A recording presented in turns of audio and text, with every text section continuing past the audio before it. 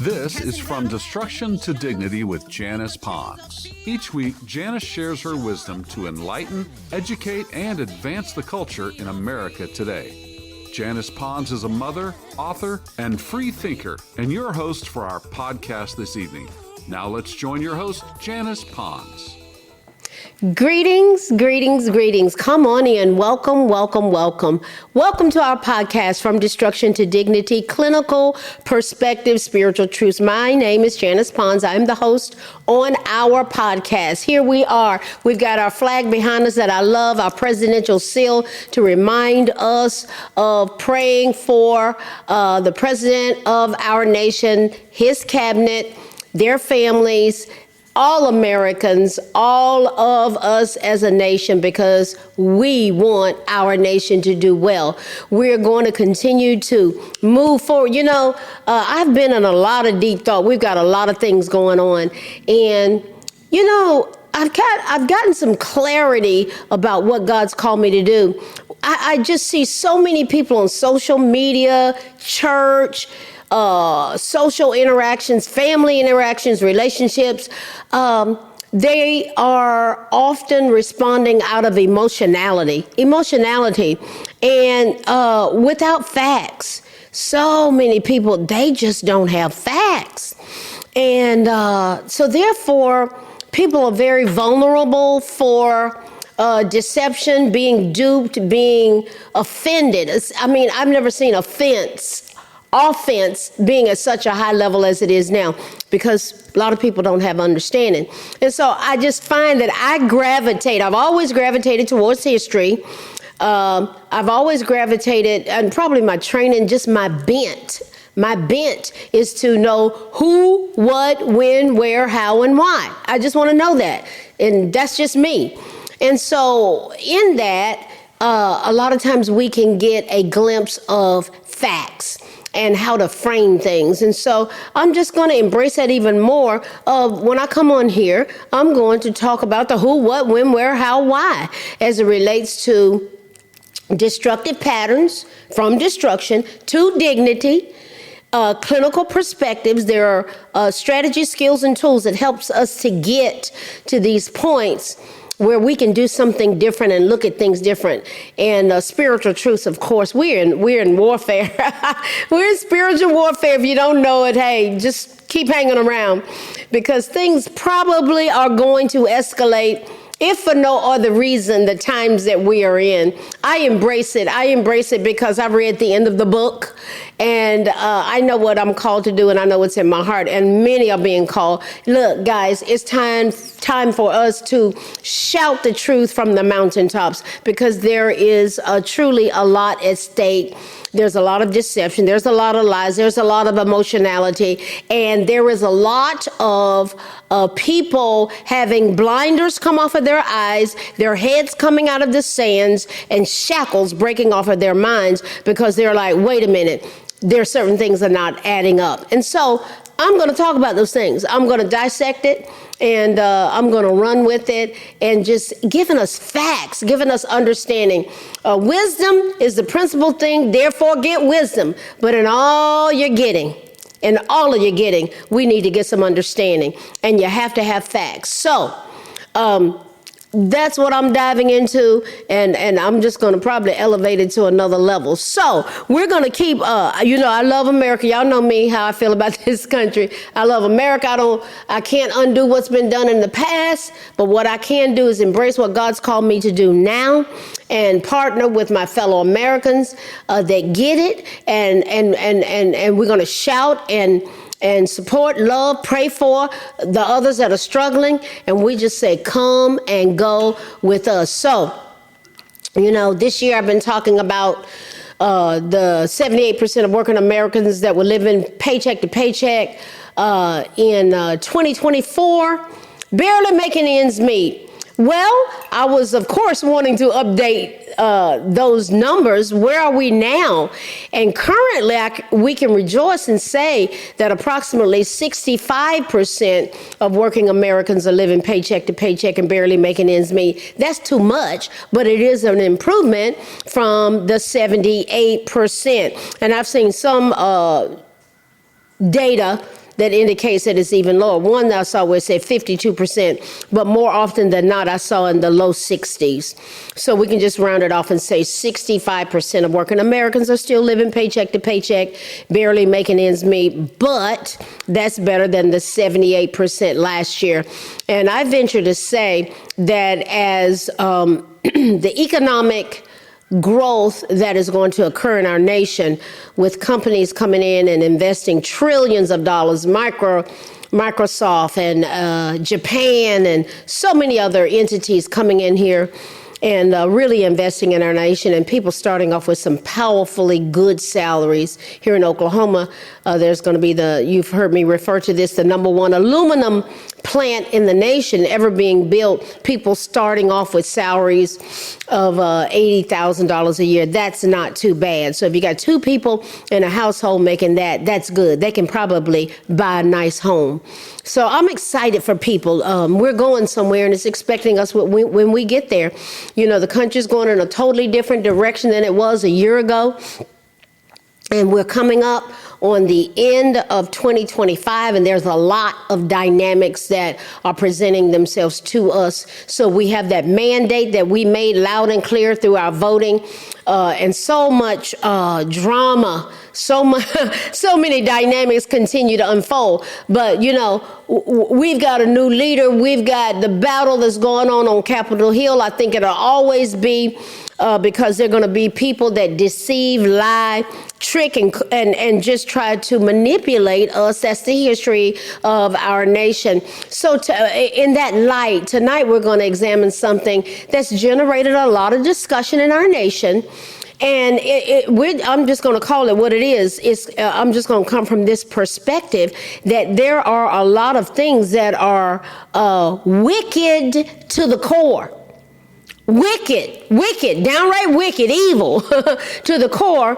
And all of this ties directly into our clinical perspective, which is when we're confronted with wickedness and evil, are we going to stand up? Are we going to stand up? So our clinical perspective will be standing up. So let's explore this together, my fellow Americans and my brothers and sisters. Remember, we're going somewhere, and it's expecting us when we get there. Come and go with me. Now, the Democratic Party, you know, I deal with all things political, but it has to do with all things American and all things related to humanity and our posterity, because it all ties in together. Spiritual, all of it ties in together. So the Democratic Party is and always has been wicked to the core. Now, we can't forget what they have done to us as they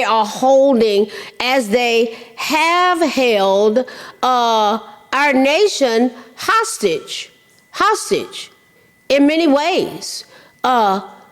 In 2025, definitely since President Trump has been in leadership the second time, and with all that government shutdown. So there are dynamics that unfold related to that. But we can't forget what they've done in holding what they did, what they've tried to do, what they historically have done in holding the nation hostage for centuries. It's easy to prove. They have led the way, with slavery, sharecropping, Jim Crow, welfare control, manipulation, only promoting freedoms to a certain extent. I mean, all these so-called black leaders, I never could understand why is it that they don't promote certain things. They would say Al Sharpton, Jesse Jackson, all of them, they only get us so far in terms of what's wrong. I never hear them getting to the point of talking about solutions, empowerment, entrepreneurship. It's always we're a victim. It's always the white man is after us. That's what they say to people of color. It just is. And y'all know it's the truth. So why do they stay on the same mantra? And for me, I'm closer to 70 years old. I've taken care of myself really well. To God be the glory. But for all of these decades, that's all I've heard. That's all I've heard. They never have gotten to the point of getting out of this victim mentality that we're just not going to make it. And we always got to be offended. And we have a generation that has been raised on that manipulative, diabolical lie. So only having the promotion of freedoms to a certain extent, even not at all, has been a part of their mantra. Yet with agendas other than the nation improving and prospering. Now you gotta know that President Trump is talking about improving and prospering, as evidenced by, let's start with the Trump accounts. I talk about it all the time. I can't wait until my first grandchild emerges. And I'm gonna invest in that. I'm committed to it. Oh yeah, because it is a setup for success.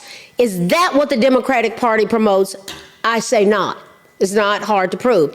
I'm going to keep talking about these things because some folks just don't get it. The Democratic Party is counting on us to be deceived, duped, and offended. My voice, Janice Pons, my voice will be one that informs we the people. The whole fiasco about that government shutdown has been related to a big issue surrounding healthcare and the funding of specific agendas. Maxine Waters said the focus is on funding healthcare for all, including illegal immigrants. Government waste and fraud was stripped from our budget by the Trump administration that the Obama-Biden-Harris cabal had used to take care of illegal immigrants and to fund and support their sexual agendas. It's not hard to prove. We'll go there. Stick with me. We're going somewhere, and it's expecting us when we get there. They were literally coming for our children, guys. And they even had a song promoting the motives thereof.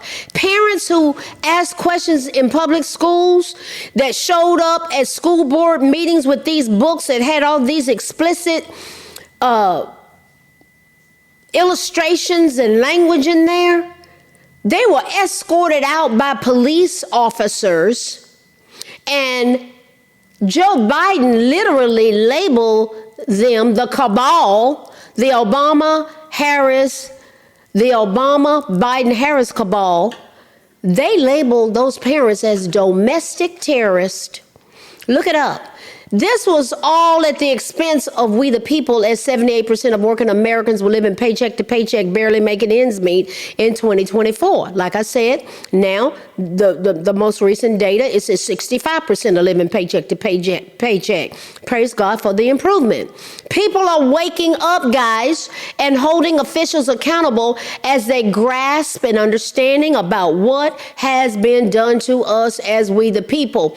Our nation would have totally imploded if we kept going in the direction that the Democratic Party had us on. Their thrust has been to force us into being a socialist, Marxist, communist cesspool. The voice of we the people would mean nothing under their tyranny. We would simply be slaves as specific groups would get over on us, and you know what I say, over on us like a fat rat. President Trump wants us to thrive. That's why the Trump accounts will be available Independence Day 2026. I can't wait. The cost of health care is driving this current fiasco. Mind you, they had been bringing millions of people in here through all types of manipulation, namely a huge one being a parole program that I'm not going to stop talking about because it framed and set up this whole mess at a whole entire level. That parole program, and they expected us to pay for it. And as a matter of fact, we were paying for it. They were getting people paroled out of prison in Cuba, Haiti, Nicaragua, and Venezuela.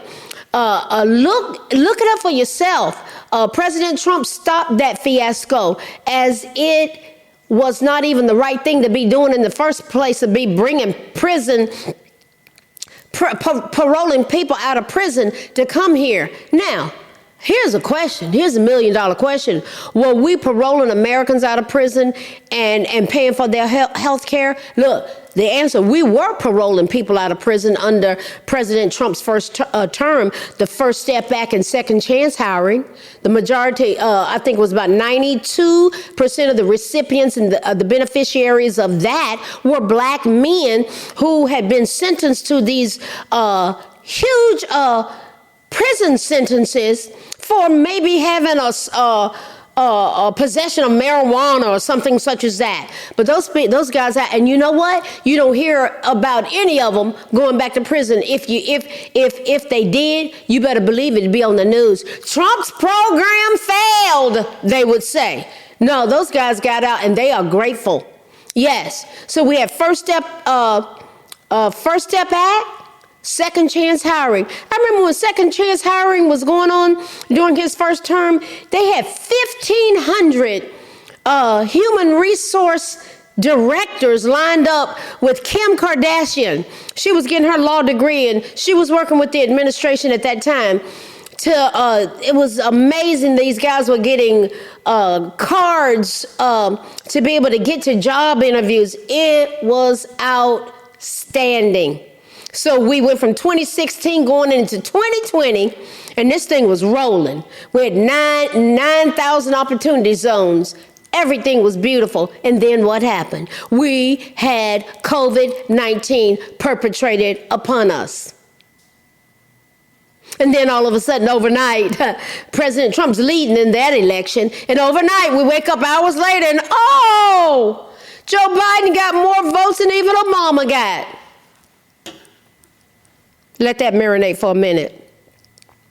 Guys, this whole fiasco that they did, bringing in 14 million, according to Pew Research, 14 million people, illegal immigrants into our country in 2023. In 2023, that's what had happened. So from 2020 up to 2024, this thing was out of control on steroids. And guess what? The bottom line was getting voters for the Democratic Party. That was the bottom line. Their numbers have been in the pits, and their approval rating has been as low as 27% this year. Why? People have awakened to what they've done to us and what they've continued to try to do to us, as they lie and say that President Trump is horrible. And we've got data to say just the opposite, such as we had 3 months where there were no illegals coming across the border into our country. 0 for 3 months. I think he solved the problem of illegal immigration. Would you say? Are you honest enough? Are you intellectually honest enough to say he did? People are waking up to the diabolical agendas that the Democratic Party accosted this nation with and has accosted this nation with for far too long. We're tired of being their slaves as they have pushed agendas from the pits of hell. Pits of hell is evidenced by what? Targeting these children the way they were. These agendas that they had, the curriculums that they had in schools, teaching kindergartners what to do to their bodies as a form of pleasure, and then adding on to the curriculum saying there's no such thing as doing it too much in one day. Why would we be teaching that to kindergartners? Why would we not focus on reading, writing, and arithmetic? And we wonder why our standardized scores plummeted. Black males, I think it's 85% of black males, young middle schoolers, cannot read past the middle school level. That is an indictment. Oh, yeah, it is. Now, the Democrat Party is emotionally manipulating black Americans as they are being told that the Trump administration doesn't care about black Americans and the brown people. So the messaging the messaging that is being targeted to Black Americans, and some of them are falling for it, and some of them are like, you know what? Y'all are lying. You're flat out lying. Here's the messaging that Black folks and brown folks that they brought in, Trump hates us and he's racist. He's setting us up. He wants us to fail. So, emotionally manipulating these specific groups intentionally has been exactly what has been going on. So, essentially, people of color are pawns, P-A-W-N-S. The Democratic Party has always used people of color as their pawns. They have twisted words and lied over and over again, trying to convince us that President Trump is racist, repeatedly taking so much out of context. That whole Charlottesville thing was taken totally out of context. You go back and see what he really said, you'll see. They said, well, he was for the Nazis, a lie from the pit of hell. That's not what he said. He disavowed them over and over and over again, everything. And so before he ran for president, he was with all kinds of Black folk, Jesse Jackson, Al Sharpton, Don King, Michael Jackson, Jennifer Hudson, paying for her family when they lost their lives, taking care of everything over and over and over again. When all of this building was going on in New York, he was ensuring that contractors who were Black Americans got a significant piece of the action. That's Donald Trump. If you talk to anybody that's employed by their organization, they're just like, he is an amazing employer, but they want us to think he's a racist goofball. They're liars. The goal is to keep people of color offended and emotional slaves. They want people of color to be convinced that the white man is our problem. It's a lie from the pits of hell. It's easy to prove. So-called leadership in the Democratic Party promotes people of color tearing things up. I remember the mayor in Baltimore, Maryland, when that Freddie Gray, I think that happened. She told them to go out and vent your emotions, and you might have to tear something up. And then she turned around after they tore the city up, turned around and asked the taxpayer, asked the government, the federal government, for $20 million. Make it make sense. That's an insult to intelligence. Basic intelligence. It is. But that's what they think of us. So the Democratic Party promotes people of color tearing things up and being violent. Look at BLM. Look what they did in 2020. Burned down businesses. 24 people lost their lives. And I know of two cases where there's been accountability. But you had those folk out there in the street tearing up stuff, looting Walmart, burning down businesses, many of them Black.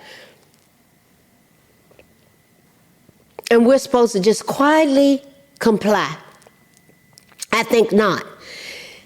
That's the extent of their problem-solving skills that they promote for far too many Americans. Now, what the Democratic Party is trying to do is to push the envelope for over $1 trillion, what they were pushing related to this whole government shutdown, what they were pushing.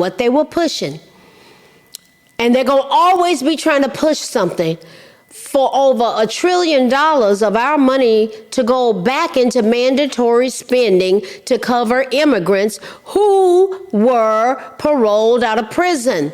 They're diabolical, slick liars. Now, let's frame this. Remember, they don't want us to understand, guys. That's part of my calling, I've realized it, to put facts out there, to frame things, to promote thought, promote it. Look at it. Who, what, when, where, how, why. Facts. Mandatory spending. This is a part of something that we've got to get because they're going to do it again. They're liars. They're manipulative slave drivers. Always have been. That's been their history. Now listen to this. Mandatory spending is government spending required by existing laws such as for Social Security, Medicare, and Medicaid. That does not require annual congressional approval. This spending is driven by eligibility rules for entitlement programs and payments for interest on the national debt. Unlike discretionary spending, which is set by annual appropriations, mandatory spending operates on autopilot unless Congress changes the underlying laws. Now, here's another fact. Discretionary spending. That's money that is not strictly necessary for survival or fixed by law and can be adjusted or cut back without significantly disrupting daily operations or the economy, encompassing both government programs and personal or business expenses.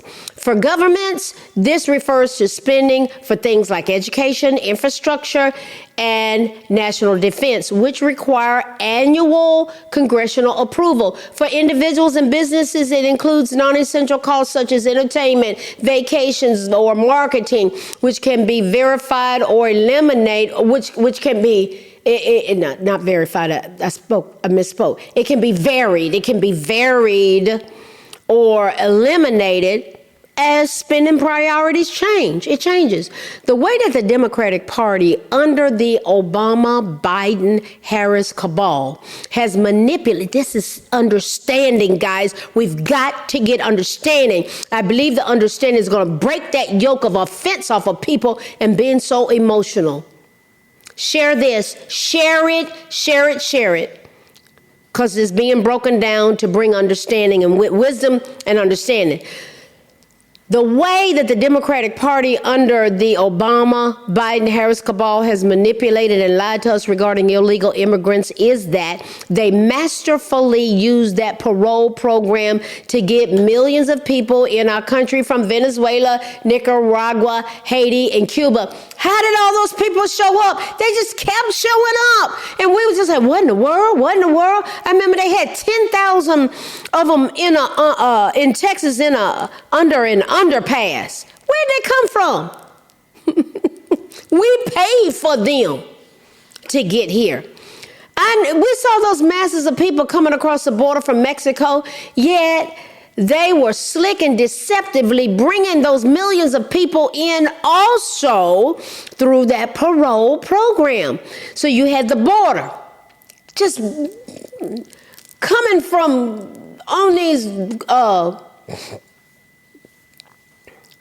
caravans, just hundreds of thousands of people. Some lost their lives trying to cross bodies of water. And they were just like, come on in. Then they do that thing called catch and release, which they could be released for up to 15 years walking our streets. And so then you had the parole thing. But Trump was talking about they're emptying their asylums and prisons. We thought he was crazy when he said that during the presidential debate with Kamala Harris. And she looked at him like he was crazy. Guys, the number of unauthorized immigrants in the United States reached an all-time high of 14 million in 2023 after 2 consecutive years of record growth, according to a new Pew Research Center estimate. The increase of 3.5 million in 2 years is the biggest on record. By the way, we went 3 consecutive months, I said, where it was at 0 with people illegally crossing the border in Mexico. Wow, thank you, President Trump. The Obama, Biden, Harris cabal didn't adhere to the guidelines and rules of the program the way it was originally set up, willfully manipulating and overlooking guidelines to get those people in our nation. The whole goal was to make them voters for the Democratic Party. Once they got them here, we indeed paid for their health care under mandatory spending. Mandatory spending covers Medicaid, Medicare, Social Security. Now, yes, the immigrants who were paroled into the United States were considered, and here's where they trick us. Well, they're not illegal immigrants. They're not illegal immigrants. You know what category they put them under? Under semantics and word games. They were lawfully present. Lawfully present. So then they can say, they're not illegal immigrants. They're lawfully present. We brought them in out of prison by the millions. Is this making sense? So yes, immigrants were paroled into our nation. They were considered lawfully present through that manipulative tactic that they were doing for their period of parole. Though parole itself does not grant a permanent legal immigration status, parole is a discretionary authorization from the Department of Homeland Security to allow certain non-U.S. citizens to temporarily enter or remain in the U.S. for urgent humanitarian reasons or significant public benefit. While paroled, individuals can apply for work authorization and may be eligible for other pathways to a permanent status. But what they were planning to do is just a rubber stamp them. They wanted them to be voters, and there were illegals that voted. That's proven. You can go on Google and easily prove that. Guys, you have to understand that the Obama, Biden, Harris cabal totally ignored our Constitution and the rule of law. The goal was to get millions of people in here and just rubber stamp them into citizenship. There were slick, deceptive, manipulative liars that cabal, that's their mantra. That's what they do. They constantly overrode laws that were on the books. They violated our Constitution repeatedly. They used us, me, you, our taxpayer dollars coming out of my paycheck, your paycheck. They used us as pawns as their pockets got full when they got their cronies and family members in strategic positions through those monies, through those money laundering fronts, schemes that were going on through the non-governmental organizations that were shut down. 83% of them shut them down. Marco Rubio shut them down. Thank you, Secretary of State Marco Rubio, for stopping those money laundering schemes. The battle that we see going on in Portland, Oregon, and Chicago, Illinois, it's all centered around ICE. Getting these people out of here. Some of them, they were paroled out of prison. They were criminals. Some of them had all kind of assaults, every type of assault that one could perpetrate on somebody. They were guilty of that, even to minors. The leadership in these blue Democrat-run cities don't even cooperate with federal workers trying to protect our nation. They have proven hands down that our safety means absolutely nothing to them, guys. We're going to continue to dissect all of this because we have to understand that these wicked people are from the pits of hell.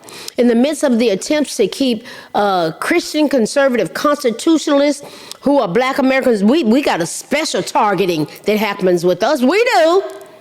There are those who dare to reject the lies presented to us, and we refuse to be manipulated and controlled. And they don't want us talking about it. They don't want any conservative constitutionalists talking about it. And if you're a Christian, conservative, Black American constitutionalist, they don't like it. Why? They want us to stay on the Democrat Party. Stay over there. To that end, I want to recognize and honor the outstanding gift of Mark Lennon, a wonderful man who's a Facebook friend of mine. He's an excellent poet. And our clinical perspective speaks to the power of standing up. Mark Lennon is gifted. He captures this so beautifully about standing up as standing up will definitely involve those who dare to think for themselves. We reject the manipulation, we reject the control, and we reject the lies. So I'm going to share his masterful poetry, and it captures our clinical perspective, standing up. Mark Lennon, Black Conservatives, Those Who Dare to Think, by Mark Lennon.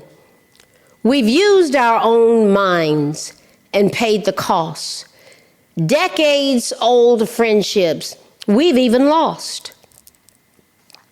Such is the price paid in this nation when those who are Black leave the plantation. We fight for the unborn. We fight for their lives, for the biblical concept of husbands and wives. We fight for our children, for their education, opposing the left's low expectations. In spite of these stances, we find we're attacked, especially by those who, like us, are black. They come to defend their masters, the left, promoters of lies, murderers, and theft. The left pours the Kool-Aid they eagerly drink and persecute those who dare to think. They've smitten the shepherd. They've scattered the sheep. Blacks are regarded as pets they can keep. For years, they've been taught what they should think. The left's brand of Kool-Aid, a mind-numbing drink. Our young minds perverted, our unborn they kill. Although they slay us, some trust them still. Devoted to evil, with blinded eyes, unable to see. They're just merchandise. Their faith set aside, come election season, they find it strange when we choose reason. They parrot the left just like lip sync, attacking all blacks who dare to think.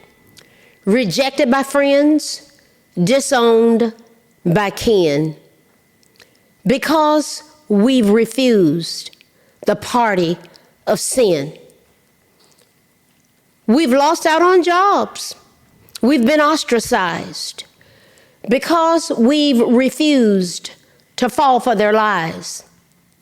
We are a rare breed in this land we trod. We stand in our shoes.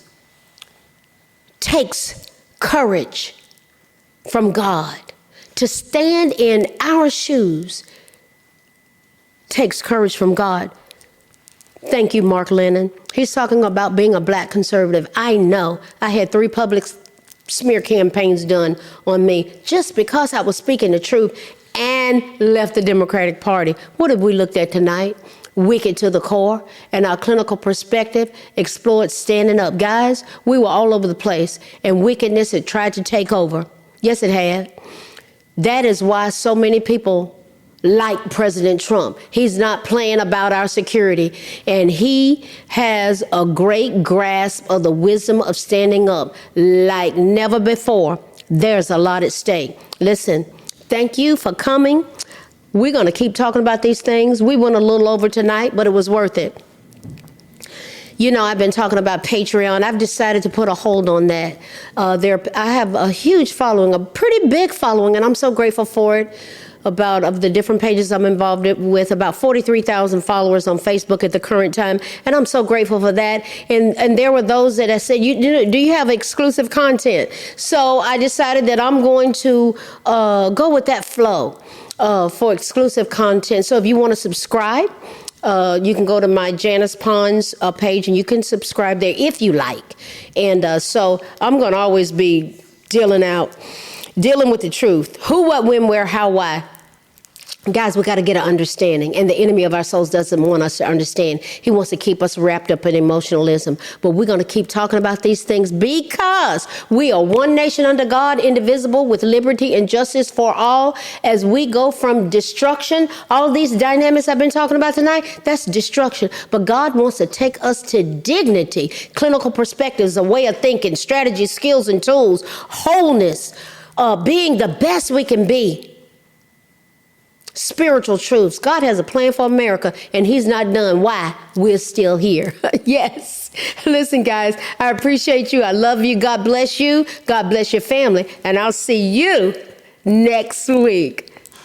Good night. Thanks for listening to this week's episode of From Destruction to Dignity with Janice Pons. Janice's mission is to provoke thought, bring awareness, and point people towards intervention when needed. As a reminder, this show is not therapy, but for educational purposes only. For more information, check out JanicePons.com or follow her on social media. We are one power, strength is ours, liberty, been set free, education, affirmation, dedication, information, revelation.